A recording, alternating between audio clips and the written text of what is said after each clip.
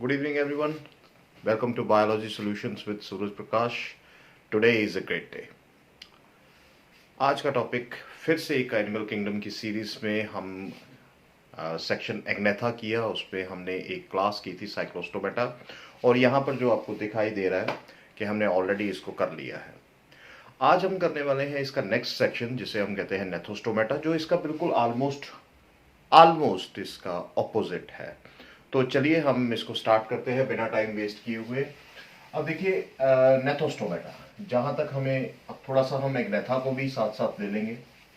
Gnathostomata की जब हम बात करते हैं तो हमने एग्नेथा में पढ़ा था कि उनके पास बेसिकली किसी तरह के पेयर्ड अपेंडेजेस नहीं होते, उनके पास जॉज नहीं है, उनके पास किसी तरह का पेनक्रियाज और स्प्लीन ऑर्गन नहीं होता। लेकिन जहाँ तक अगर हम बात करें, सवाल अगर हम इसकी बात करें नेथोस्टोमेटा की, तो नेथोस्टोमेटा के पास क्या है? Let us write down here. हम स्टार्ट करते हैं इसको। नेथोस्टोमेटा, इसके पास वो सब कुछ है जो उसके पास नहीं था। सिंपल सी बात है। जो अगर हम जब हम बात करते हैं कि एग्नेथा की, तो जो एग्नेथा के पास नहीं था वो इसके पास सब कुछ है। जैसे पहला पॉइंट, इसके पास जॉज है, और सबसे इंपॉर्टेंट चीज है स्ट्रॉन्ग जॉज है, अपर एंड लोअर दोनों है। इसके अलावा देर आर पेयर्ड अपेंडेजेस। मैं इसको शॉर्ट में ही रखूंगा क्योंकि पेयर्ड अपेंडेजेस है। अब वो पेयर्ड अपेंडेजेस में देखिए क्या आ सकता है। पेयर्ड अपेंडेजेस में आपको अगर फिशेस की बात की जाए तो इनमें फिन्स आ जाएंगे, और इवन अगर हम टेट्रापोड्स की बात करें तो उनमें लिम्स आ जाएंगे। तो पेयर्ड है। इवन फिशेस में अनपेयर्ड फिन्स भी प्रेजेंट है, वो हम बात करेंगे। इसके बाद there is presence of pancreas, spleen. So this is very important, जो कि ये एग्नेथा में आपने देखा था कि ऐसा कुछ भी नहीं स्ट्रक्चर था। तो यहां पर हमें ये दिखाई दे रहे हैं। जब हम सेकंड पॉइंट की बात करते हैं, सेकंड पॉइंट में हम यहां नोटोकॉर्ड, नोटोकॉर्ड यहां सिर्फ कहां है? एम्ब्रियोनिक स्टेज में है। एडल्ट स्टेज में it is change to vertebral column. Simple सा, चेंज टू वर्टिब्रल कॉलम। तो देखिए ये भी बहुत इंपॉर्टेंट पॉइंट है।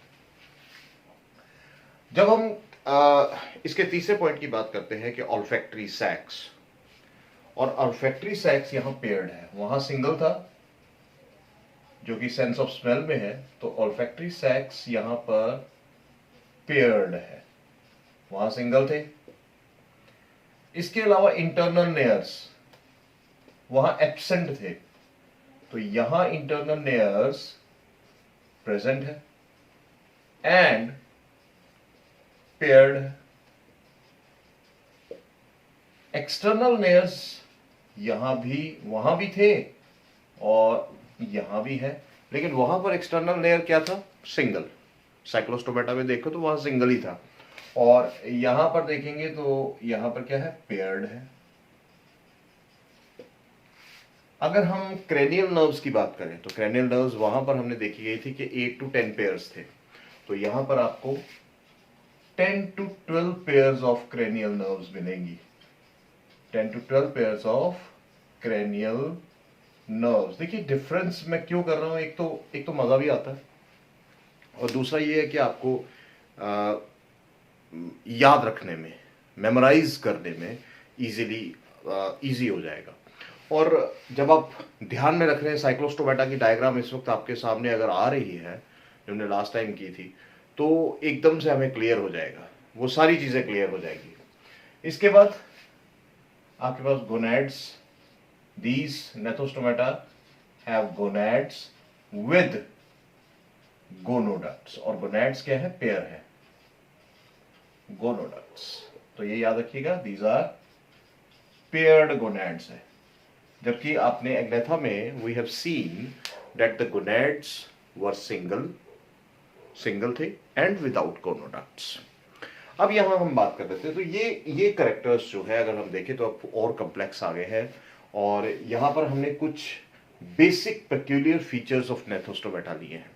अब नेथोस्टोमेटा में हमारे पास आगे आ जाती हैं दो, अगर देखा जाए तो दो सुपर क्लासेस आ जाती है, जहां पर हम बात करते हैं पाइसिस की, और दूसरी हम बात करते हैं टेट्रापोडा की। वो क्लासिफिकेशन में हम पढ़ चुके हैं। तो सबसे पहले हम नंबर 1 हम ले लेते हैं आज, दैट इज पाइसिस।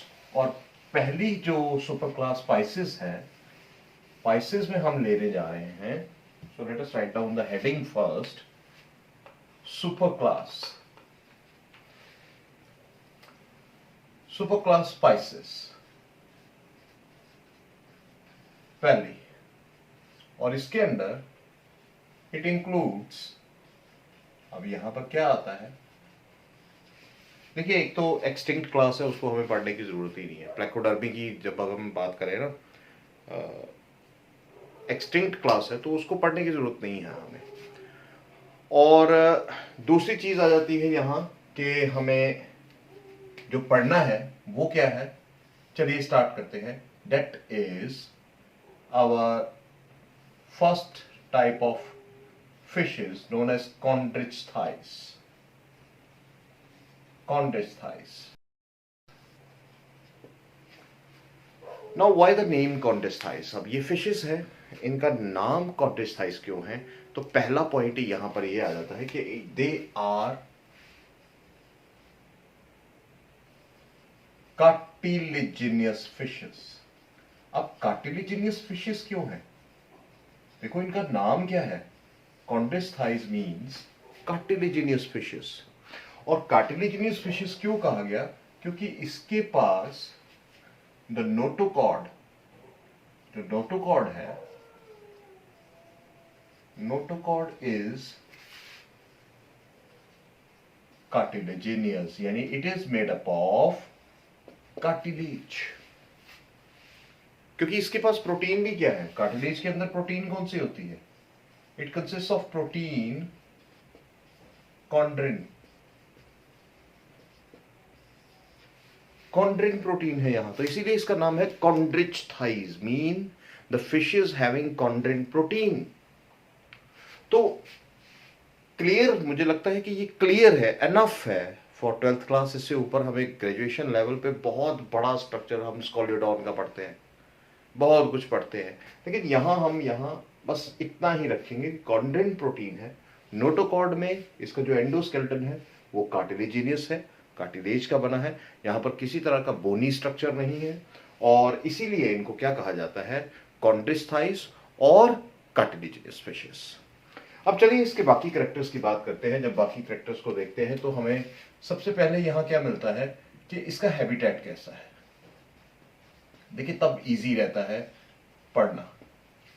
जब हम हैबिटेट की बात करते हैं तो चलिए एक डायग्रामेटिक व्यू से हम समझने की कोशिश करते हैं कि यहाँ हम बनाने क्या जा रहे हैं। So let us make a स्कोलिडॉन।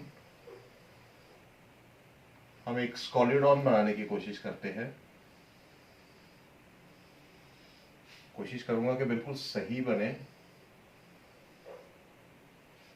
तो देखिए यहां पर ये हमारा एक आउटलाइन तैयार हो गई है ना, एक आउटलाइन तैयार हो चुकी है, एंड दिस इज द आई। हम इसको धीरे धीरे जैसे जैसे लेबलिंग करते जाएंगे, जैसे जैसे हम करते जाएंगे वैसे वैसे हम इसको लेते जाएंगे।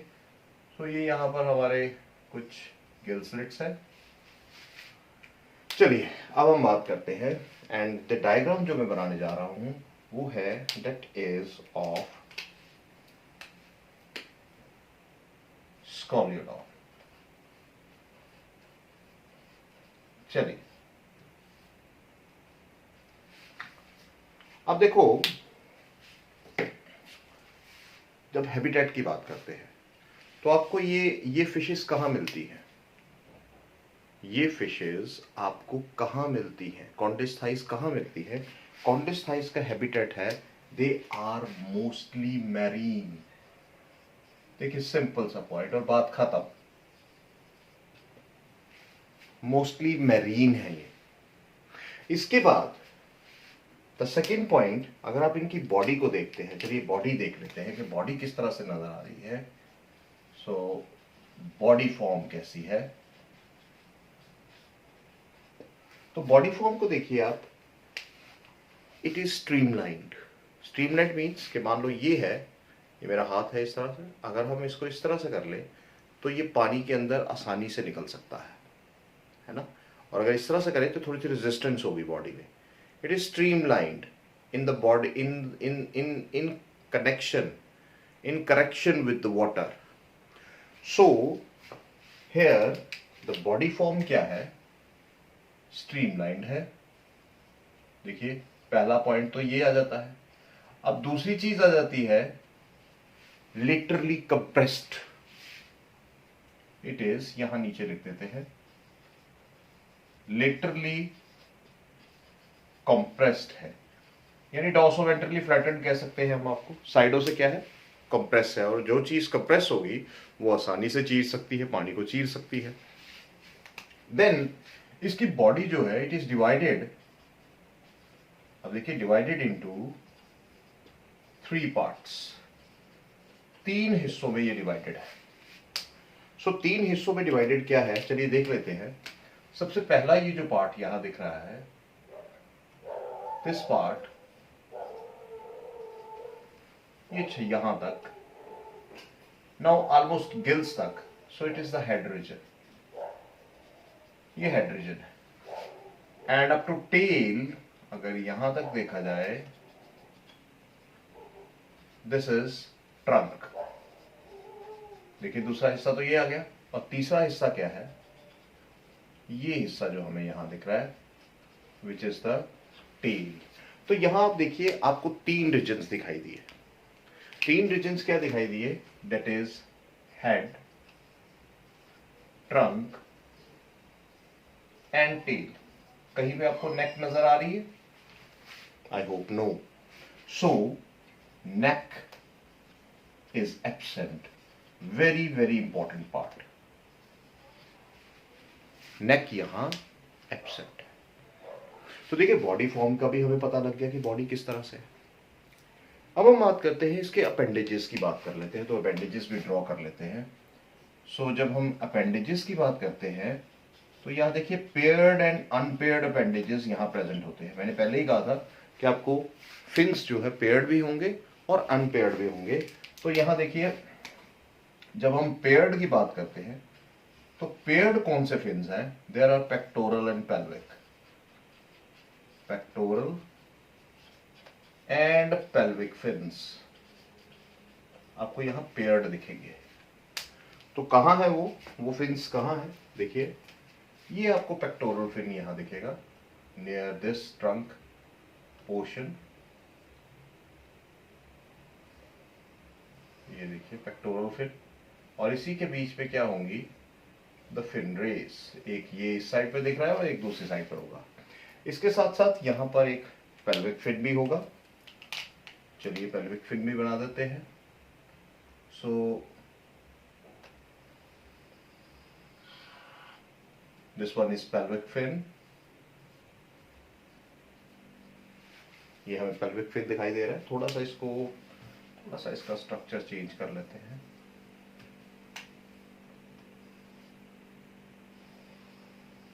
ये ऐसे बना देते हैं, तो ये पेल्विक फिन आ गया।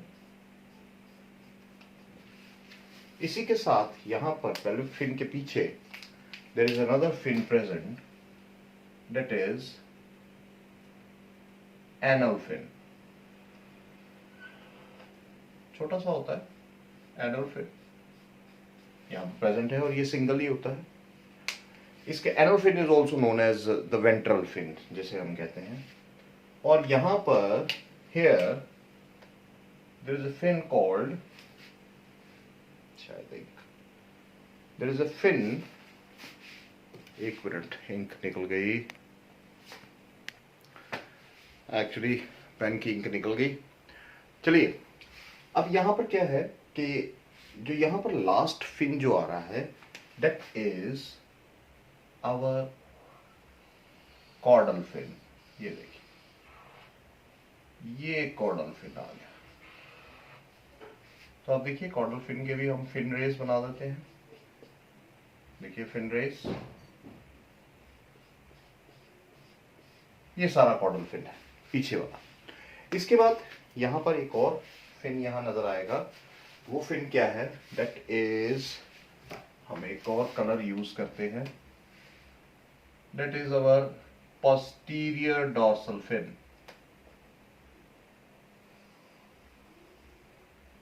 This is posterior dorsal fin. ये देख रहे हैं आप, पोस्टीरियर डॉर्सल फिन। और इसके बाद एक आ जाता है हमारा, यहां पर ड्रॉ कर लेते हैं, ये हमारा आ गया anterior dorsal fin.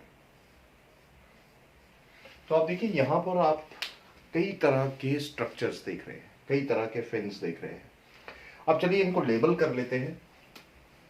So this one is anterior dorsal fin, this one is posterior dorsal fin, posterior dorsal fin।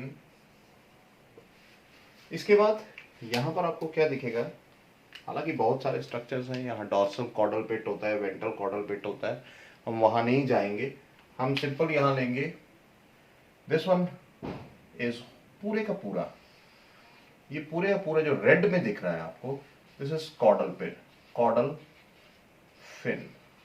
और देखिए कॉर्डल फिन की एक जो बड़ी इंपॉर्टेंट बात मैं यहां लिखने जा रहा हूं, कॉर्डल फिन अगर आप देखो तो इसके दो हिस्से होते हैं बेसिकली। एक ये जो ऊपर वाला हिस्सा आपको दिख रहा है, ऊपर वाला हिस्सा, चलिए मैं लेबल कर लेता हूं, हालांकि इसकी कोई जरूरत नहीं है, लेकिन फिर भी ये जो ऊपर वाला हिस्सा है आपको ये अपर रिजन दिख रहा है, दिस इज एपिकॉर्डल लोब या एपिकॉर्डल फिन भी बोलते हैं। और ये जो नीचे वाला हिस्सा है, this whole region, this is known as hypochordal fin और हाइपोकॉर्डल लोब कहा जाता है। चलिए लिख देते हैं। अब ये दोनों फिन्स अगर देखा जाए तो दोनों मिलकर क्या बनाते हैं? एक पूरे का पूरा सिंगल कॉर्डल फिन यहां मिलता है। अब ये जो सिंगल कॉर्डल फिन है, जब हम इस सिंगल कॉर्डल फिन की बात करते हैं तो इट इज एसिमेट्रिकल। देखिए यहां पर एक टर्म आ रही है एसिमेट्रिकल, और इसे हम क्या कहते हैं? ये एसिमेट्रिकल टर्म क्या कहलाती है? If the fin is asymmetrical in fishes, it is known as heterocercal fin. Heterocercal means it is asymmetrical. एक आएगा आगे बॉडी फिशेस में होमोसिरल, दैट इज सिमेट्रिकल। तो यहां ये चीज आपको ध्यान रखनी है।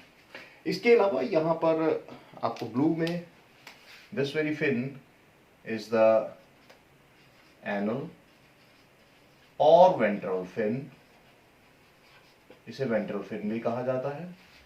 इसके साथ आपको ब्लैक में एक और फिन नजर आएगा which is paired, which is known as the pelvic fin. और इस पेल्विक फिन की एक इंपॉर्टेंट कैरेक्टरिस्टिक फीचर है कि ये जो पेयर्ड पेल्विक फिन हमने यहां लिखा है, चलिए यहां लिख देते हैं, इसके पास क्या होता है? It has a copulatory organ, male copulatory organ called clasper, called clasper, क्योंकि इनमें जो फर्टिलाइजेशन है हम बात करेंगे इट इज इंटरनल, तो clasper is present which is the male copulatory organ of these dog fishes, और जिन्हें स्कॉलिडॉन भी कहा जाता है। अब इसके बाद हम बात कर लेते हैं, there is another fin which is present here, pectoral, जो बेसिकली देखा जाए तो बैलेंसिंग में भी हेल्प करता है और ब्रेकिंग में भी हेल्प करता है। So it is pectoral fin. तो देखिए आपको यहाँ अपेंडेजेस आई थिंक क्लियर हो गए हैं। तो ये सारे फिन्स कोई ना कोई काम कर रहे हैं, कोई स्पीड में काम कर रहा है, कॉर्डल फिन प्रोपल्शन देता है, अगर पेक्टोरल और पेल्विक फिन ब्रेक्स करते हैं, इक्विलिब्रियम बनाए रखते हैं। तो बेसिकली एक हर एक फिन जो है कोई ना कोई काम करता है। अब अगर आप इन फिन्स की बात करें, अगर फिन्स के अंदर आप इन फिन रेज को देखें तो सारी की सारी फिन रेज क्या है? कार्टिलेजिनियस है। हमने पहले ही कहा इसमें बॉडी का तो स्ट्रक्चर कोई सवाल ही नहीं है, एक्सेप्ट अगर एक फिश को देखेंगे हम बाद में, एक फिश आएगी जिसकी मैं एग्जांपल दूंगा, जो एक कनेक्टिंग लिंक है।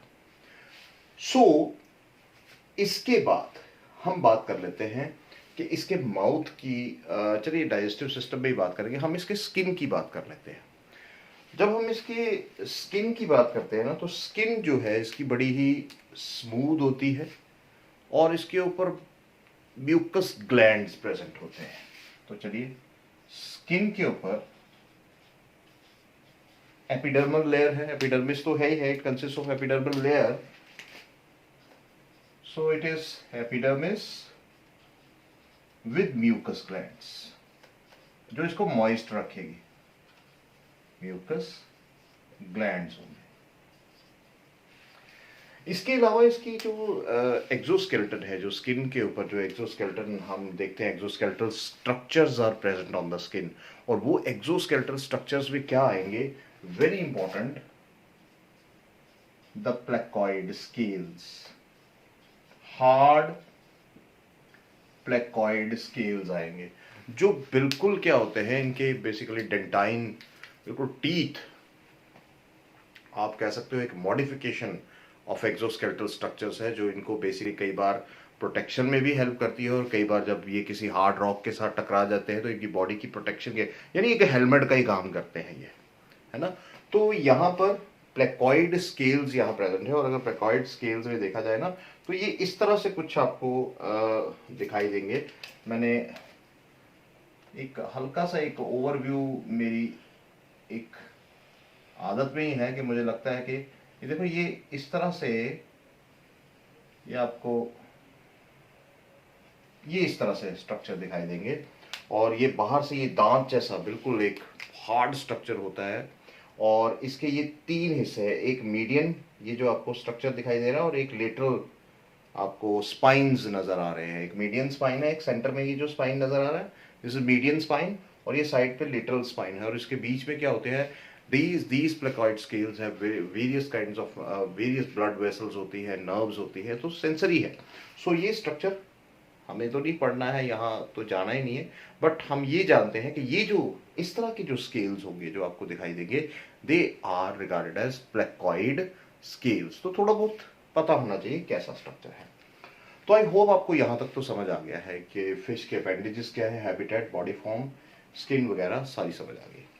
अब इसके बाद हम आगे चलते हैं, आगे हम चलते हैं, इसको बड़े ध्यान से मिटाएंगे क्योंकि बहुत सारा यहाँ, धीरे धीरे बोर्ड को भी बड़ा कर लेते हैं। सो जब हम यहाँ बात करते हैं, अब हम बात करते हैं एक और बड़े इंपॉर्टेंट पार्ट की, वो है जो यहाँ प्रेजेंट होता है, ये बिल्कुल यहाँ नीचे, स्नाउट, दिस पोर्शन इज, हम चलिए अब स्नाउट की बात करते हैं। So this portion is snout.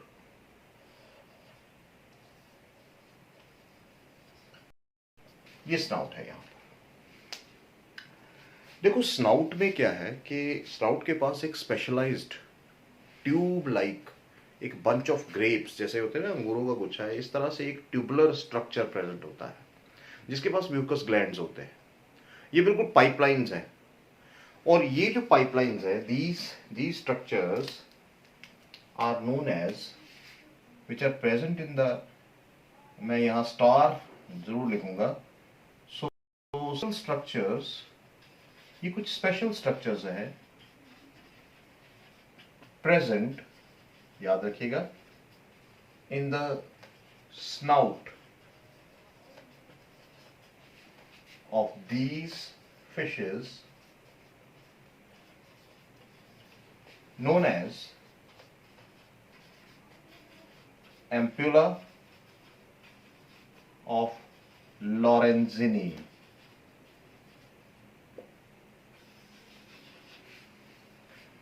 ये एम्प्यूला ऑफ लॉरेंजिनी क्या है कि कुछ इस तरह से पाइपलाइंस लाइक स्ट्रक्चर्स होते हैं। देखिए ये इस तरह से पाइप्स बनी होती हैं, और यहाँ नीचे क्या होता है, बेसिकली नर्व्स हैं, और बहुत सारी नर्व फाइबर्स होती हैं यहाँ नीचे, या इस तरह से बना होता है।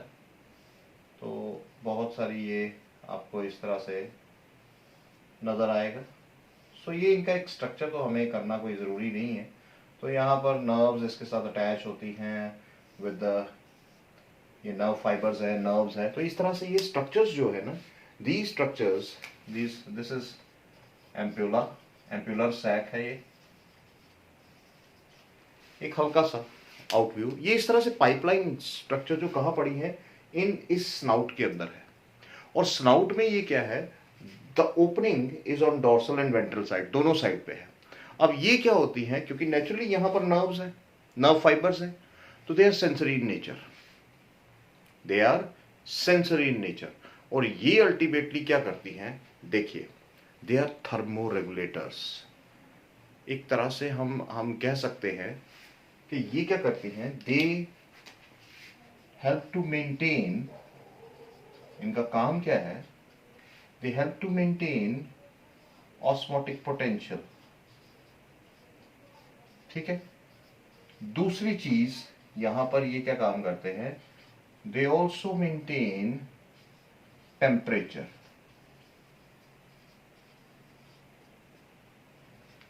आप देख रहे हैं कि यहां पर फंक्शन कितना इंपॉर्टेंट आ जाता है, यहां पर फंक्शन कितना इंपॉर्टेंट आ जाता है कि ये यहां पर अल्टीमेटली ये काम क्या कर रहे हैं, ऑस्मोटिक पोटेंशियल का काम कर रहे हैं। ठीक है। ऑस्मोटिक पोटेंशियल के साथ साथ ये क्या कर रहे हैं, टेम्परेचर को भी मेंटेन कर रहे हैं। और इसीलिए हम ये कह सकते हैं कि they help in balancing or maintaining the temperature around its environment. So they are thermoregulators. इसकी बेसिकली बॉडी का टेम्परेचर जो है वो मेंटेन करने में इनका बड़ा रोल होता है। वाटर के अंदर कोई भी डिस्टरबेंस होती है उसको भी भांपने का काम किसका होता है, कि एम्प्यूला ऑफ लॉरेंज़िनी कुछ काम करते हैं।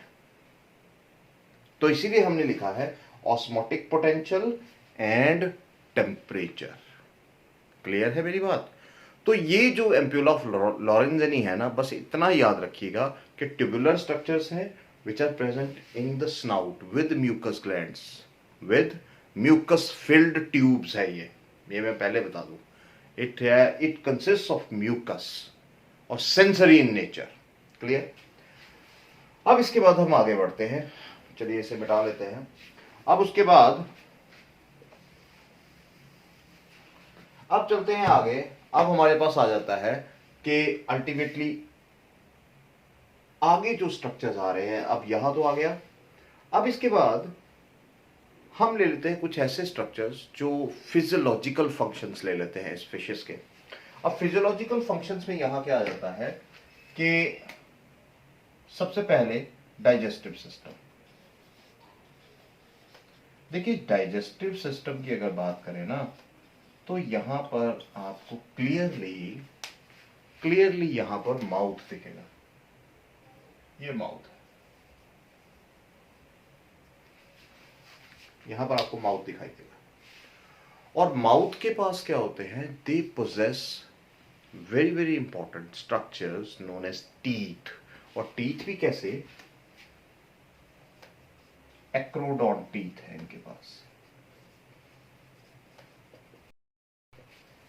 The teeth are directly attached with the surface of the jaws, not in the sockets like thecodont. Thecodonts की तरह जैसे हमारे होते हैं, हमारे दांत क्या है, thecodont. There is a socket, socket के अंदर मैक्सिमम जो हिस्सा दांत का है यहाँ है, अंदर है। तो ये जो जॉस के अंदर ये जो स्पेसिस बनी होती है, जो सॉकेट्स बने होते हैं जिनके अंदर ये दांत मैक्सिमम ऑलमोस्ट 90% फिट होता है। तो देखो, दिख रहा है ना, मैक्सिमम अंदर है। सो यहां से बाहर से इतना ही दिख रहा है। So this is thecodont. लेकिन एक्रोडोंट क्या होता है, directly surface of the jaw पे इस तरह से अटैच होगा and they are backward directed. इस तरह से देखिए, बैकवर्ड डायरेक्टेड होगा। So acrodont teeth and most important backward directed. तो ये भी इंपॉर्टेंट फंक्शन है। दूसरा जो यहाँ डाइजेस्टिव सिस्टम में इंपॉर्टेंट चीज याद रखनी है कि इनके जो बेसिकली इंटेस्टाइन है ना, तो उसमें ये जो इनकी वॉल होती है, ट्यूबुलर वॉल है, वो अंदर से ना टर्न लेती है। लगभग 2.5 टर्न होता है एंटी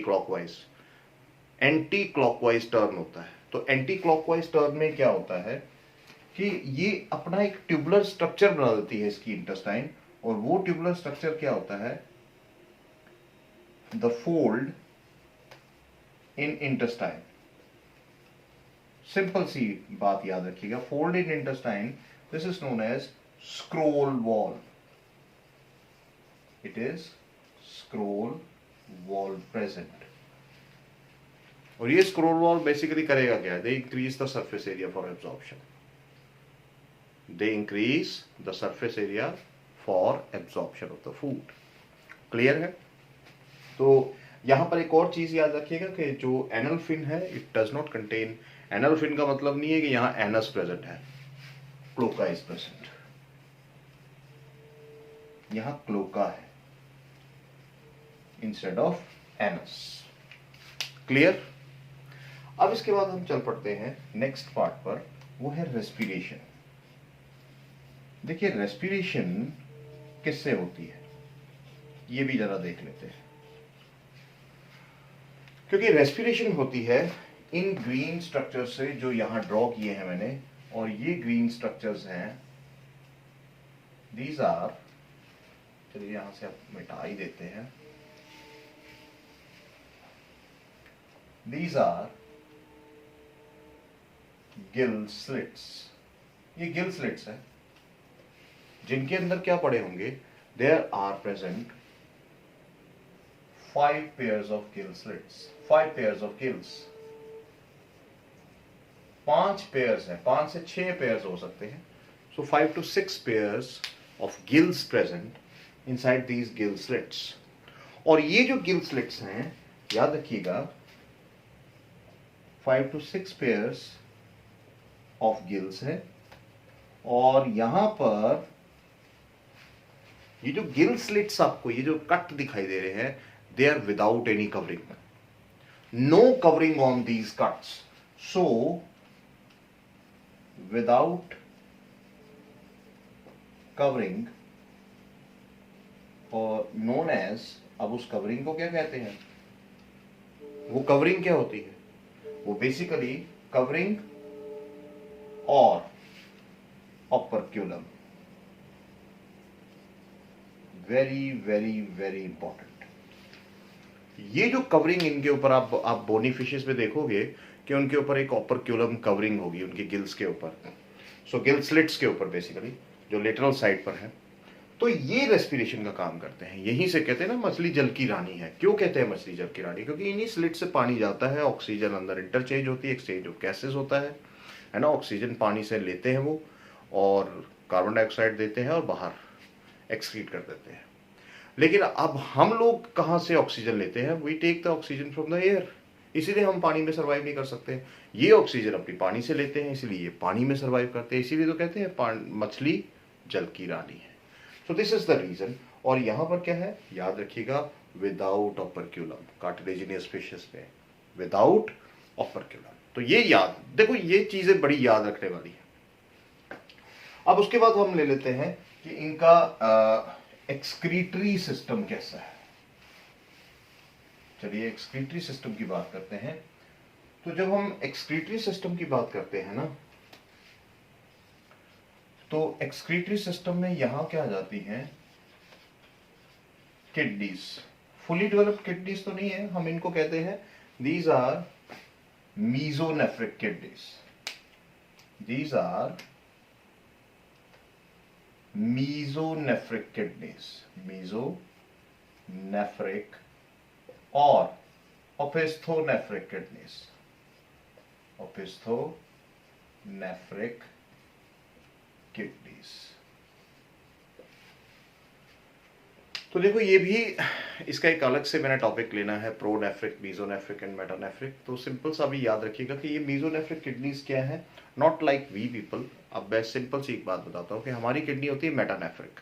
मेटानेफ्रिक किडनी की एक फुली डेवलप्ड किडनी होती है जो अल्टीमेटली सिर्फ वेस्ट कहाँ से निकालती है, ये वेस्ट निकालती है ब्लड से। ब्लड किडनी में जाता है रीनल आर्टरी के थ्रू, रीनल वेन के थ्रू, और अल्टीमेटली क्या होता है कि वहाँ पर ये आर्टेरियल और वेनस सिस्टम बनता है, और अल्टीमेटली जो रीनल वेन है वो इम्प्योर लेकर जाती है और अल्टीमेटली वहाँ पर उसके जो जितना भी वेस्ट है वो बाहर निकाला जाता है और फिर वो आगे हार्ट को जाती है।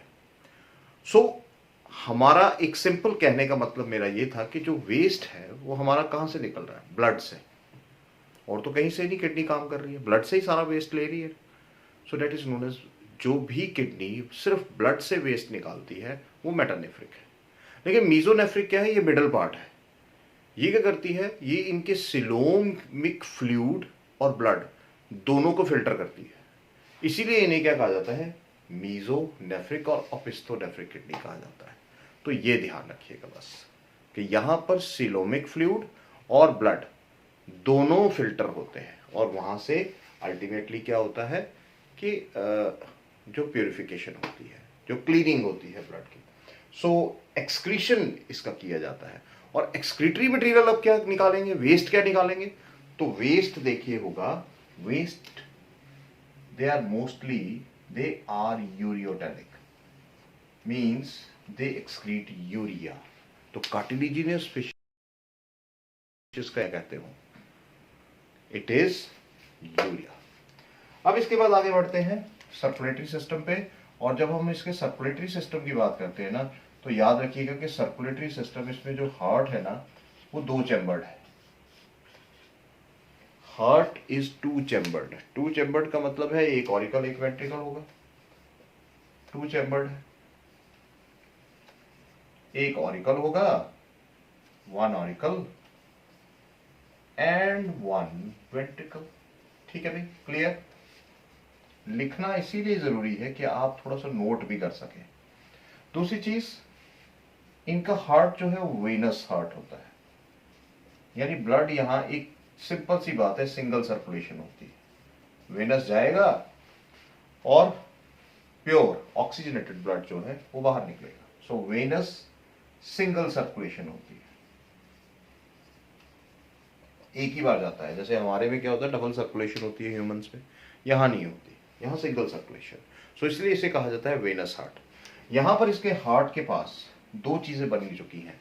ऑरिकल के पास बिल्कुल स्टार्टिंग में ही there is sinus venosus, formation of sinus venosus हो गया है।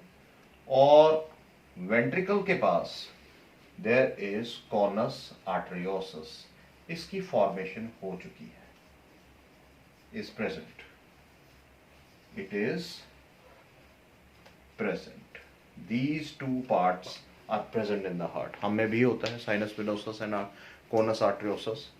सो sinus venosus, which is present in the auricle, start of the auricle, and conus arteriosus, which is in the ventricular part। तो ये ultimately blood को आगे ले जाने में मदद करते हैं। सो ये पार्ट्स बन चुके हैं, तो हार्ट डेवलप्ड है। दूसरी चीज बोलते हैं, एक और चीज जो मैं यहां बोलना चाहूंगा कि जो आरबीसी है, ब्लड तो रेडी होगा, तो आरबीसी कैसे होंगे? आरबीसीज आर ओवल, ओवल होंगे। देन देर आर बाइकन्वेक्स, याद रखिए, एंड न्यूक्लिएटेड। एक और चीज बड़ी इंपॉर्टेंट आ गई है, बहुत बहुत इंपॉर्टेंट है। कई बार बच्चे बड़ी गलतियां करते हैं, हमने भी की है जब उस स्टेज पर थे।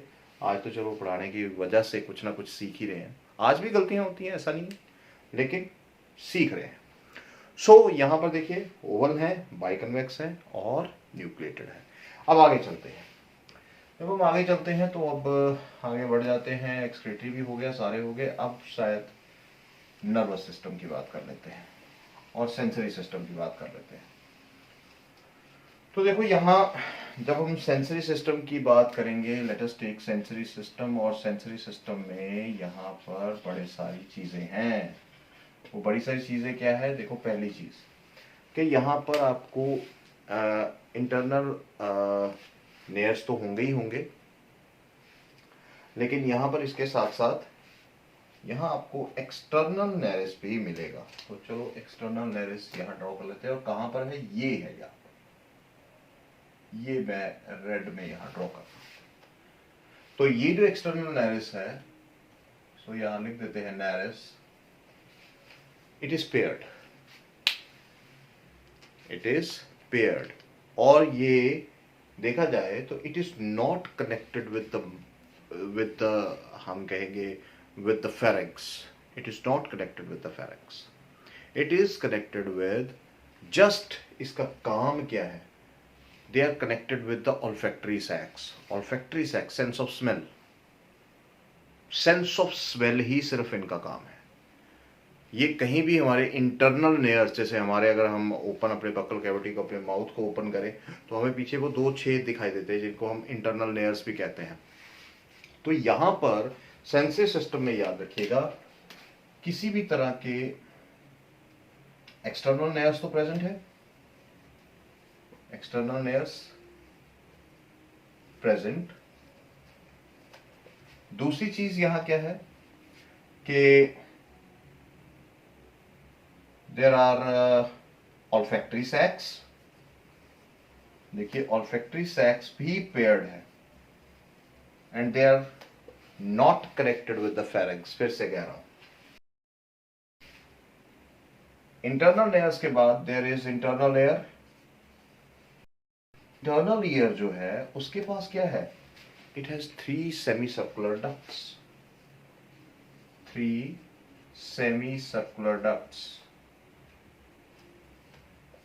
जबकि साइक्लोस्टोमैट्स में ऐसा नहीं था, 1 और 2 सेमी सर्कुलर डक्ट्स थे। तो यहाँ 3 सेमी सर्कुलर डक्ट्स हैं जो बेसिकली इक्विलिब्रियम में हेल्प करते हैं।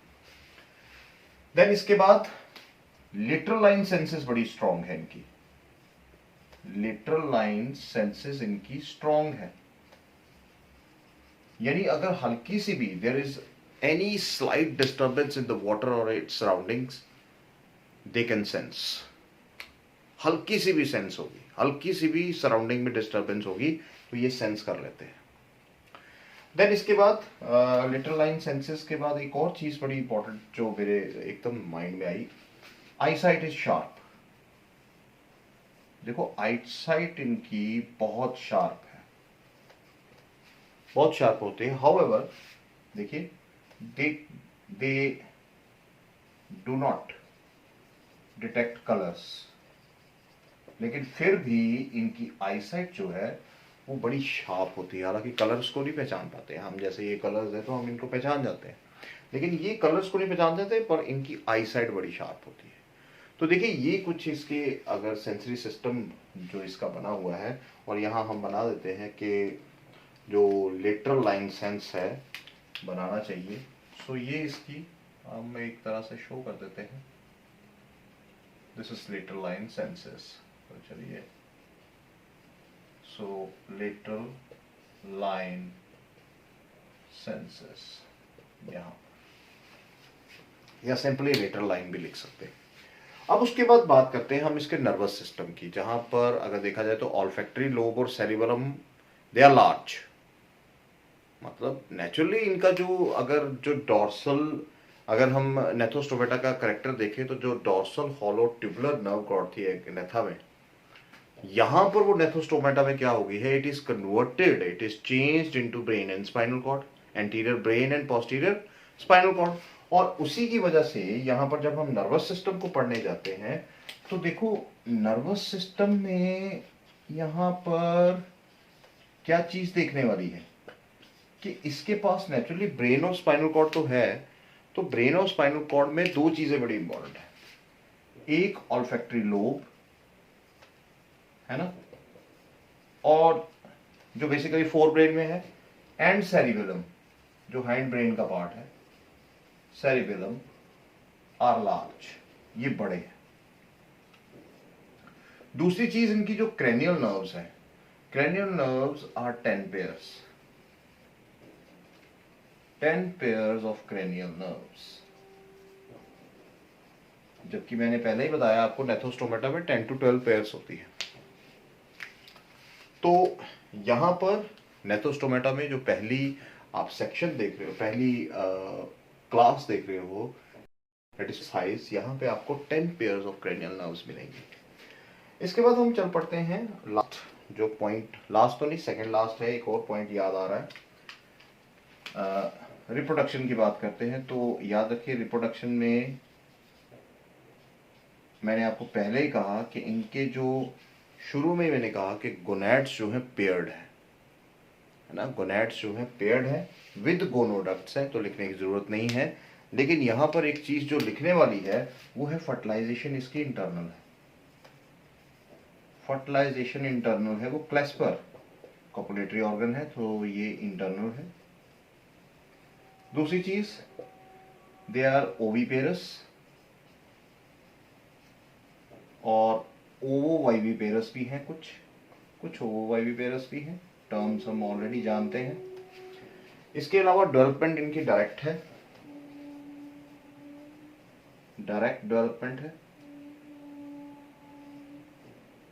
ठीक है। तो यहां किसी भी तरह की कोई लार्वल स्टेज नहीं है।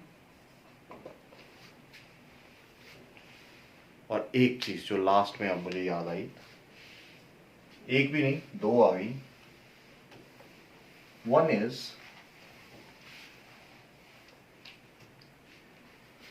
प्रेजेंस और एब्सेंस ऑफ स्विम ब्लैडर, क्योंकि दे आर फास्ट स्विमर्स तो कुछ ना कुछ तो चाहिए। तो याद रखिए कि यहां पर इन cartilaginous fishes it is absent, यहां स्विम ब्लैडर नहीं होता है। इसके लीवर में जो ऑयल होता है that helps in providing the buoyancy. तो इसीलिए ये जो फिशेस हैं, जितनी भी कार्टिलेजिनियस फिशेस हैं, इनको लगातार तैरना पड़ता है, लगातार तैरना पड़ता है। और इनकी नेचुरली टेल बड़ी स्ट्रांग होती है, प्रोपल्शन देती है, बाकी फिन्स हैं, और इसलिए लगातार तैरने की वजह से क्या होता है कि ये एक लेवल पर रह सकती है। और अगर ये थोड़ा सा भी हल्का सा भी तैरना बंद करे तो ये अपने अपने लेवल से नीचे आना शुरू हो जाती है। तो इसीलिए इनको जब भी कहीं शिकार करना होता है, हालांकि दे आर फास्ट स्विमर्स, तो अगर स्विम ब्लैडर नहीं है तो कौन काम कर रहा है? The liver in the oil in the liver, oil in the liver that helps in buoyancy process. तो ये भी एक इंपॉर्टेंट पॉइंट है। और लास्ट में हमारे पास आ जाता है कि ये कैसे हैं, they are poikilothermic, they are poikilothermic means cold blooded, not warm blooded, cold blooded organisms। तो देखिए ये सारे करेक्टर्स जो हैं, आई होप आपको समझ आए होंगे। हमने काफ़ी डिटेल में करने की कोशिश की है और ये करेक्टर्स को बिल्कुल ऐसे एक इमेजिनेशन की तरह से करना है, इमेजिनेशन की तरह से करना है। तो चलिए अब हम कुछ एग्जांपल्स लिख लेते हैं। जैसे यही हमारे पास यहाँ है, फर्स्ट इज कॉल्यूडॉन, जिसे हम डॉग फिश भी कहते हैं। Then there is pristis which is known as sawfish, बिल्कुल आरी की तरह होती है आगे उसकी snout. Then there is trygon which is stingray, काफी गहरा जख्म क्रिएट करती है ये स्टिंगरे। इसके बाद टॉर्पिडो, टॉर्पिडो की बात की जाए तो इसे हम इलेक्ट्रिक फिश भी कहते हैं, क्योंकि ये बेसिकली बिल्कुल ऑलमोस्ट तो 30 से 50 वोल्ट का करंट मार ही देती है, झटका लगता है बेसिकली। सो क्योंकि इनकी बॉडी के अंदर इलेक्ट्रिक ऑर्गन्स होता है, उसी की वजह से होता है स्ट्रक्चर अगर हम देखें तो। Then there is very very important example chimaera. देखो चाइमेरिया एक ऐसी फिश है जिसे अल्टीमेटली मैं ये कहूँगा जिसे हम कहते हैं रैबिट फिश। और ये जो रैबिट फिश है ना, ये याद रखिएगा इट्स ए कनेक्टिंग लिंक। ये एक बहुत अच्छा एमसीक्यू है, connecting link between cartilaginous and bony fishes and bony fishes. तो ये एक एक्सेप्शन है यहाँ पर। चाइमेरिया जो है ये रैबिट फिश जो है it's a connecting link, understand. और इसी तरह हमारी आ जाती है carcharodon which is the great white shark जिसे हम कहते हैं। So it is carcharodon which is great white shark. तो ये कुछ इसकी एग्जांपल्स हैं। ये जितनी भी मैंने एग्जांपल्स लिखी है यहाँ पर फर्स्ट 3-4 एग्जांपल्स बहुत इंपॉर्टेंट है जिनको आपने याद रखना है, खासतौर पे जिसकी डायग्राम बनाई है स्कोलियोडॉन की, चाइमेरिया, इंपॉर्टेंट एमसीक्यू बन सकता है रैबिट फिश का, ट्रिगॉन, स्टिंगरे, टॉर्पेडो। ठीक है, तो ये एग्जांपल्स आपको याद रखनी है। तो आई होप आपको ये लेक्चर अच्छी तरह से समझ आया होगा, और मैंने पूरी कोशिश की है कि आपको ये समझ आए, और समझ तब आएगा जब आप समझना चाहेंगे। ये एक बड़ी इंपॉर्टेंट चीज़ होती है कि जब आप समझना चाहते हैं किसी भी टॉपिक को, हालांकि टॉपिक मेरा थोड़ा लंबा हो जाता है लेकिन फिर भी मैं कोशिश करता हूँ कि सारे पॉइंट्स कवर हो जाए। तो आई होप काफ़ी टाइम हो गया है, तो आई होप आपको समझ आया होगा। Thank you very much.